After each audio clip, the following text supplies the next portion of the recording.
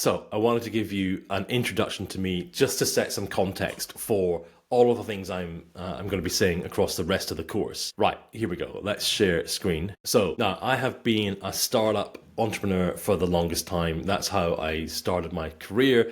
At university, I created a startup. We managed to raise some money and moved on from there.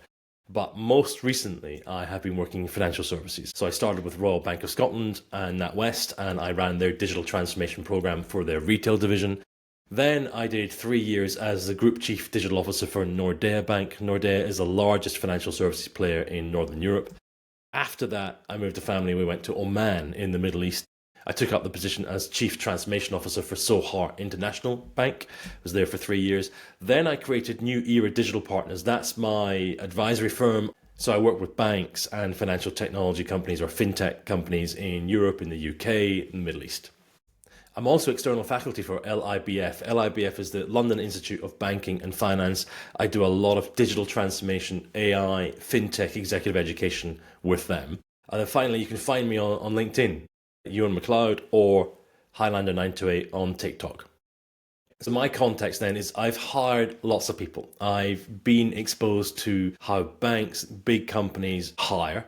I've been the guy doing the hiring. In some cases, it's been my team or my members of my team have been doing the hiring. I've been working heavily with many different types of HR, some way more professional than others, right? That's just how it is in many organizations. I have been the guy making the hiring decision, or I've been the guy that's been rubber stamping it in some cases. In some teams, in some companies, the approach has been the individual in this team, they'll make the hiring decision. I will then, most cases, I would then do a final interview, or I'd be present in the last interview, or however the process of the policy was working. I've reviewed a lot of CVs, and more recently on TikTok, sometimes I'm doing 150 CVs a night. I think 160 is probably the record I think I've managed to do. And that's about 1 or 2 minutes each. It's quite full on. So across this period, I've been exposed to so many approaches when it comes to CV and presenting yourself and getting the job. So that's my context. I hope that's useful. I just wanted to do a brief section there. Here's where I'm coming from. So across my career, and then very, very hyper recently with TikTok, which has been fascinating. I've been reviewing all of these different CVs. So often individuals will say, wait a minute, you've got a financial services background. What does that mean? Can you still look at my medical CV? Or can you still give me some perspective on my architectural CV?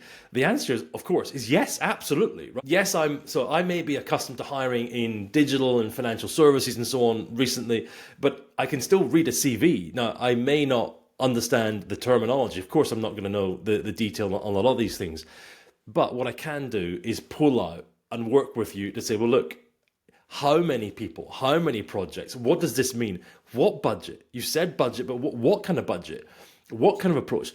What was the time here? So what I can do, and this is what I'm going to be doing in the course, irrespective of what your domain of expertise is, or where you're working, or if you're a student, it doesn't matter. There are some basic approaches I would suggest that you need to be aware of and thinking about, right, to have a successful CV, and then to try and make sure that you're presenting the best version of you to the hiring manager.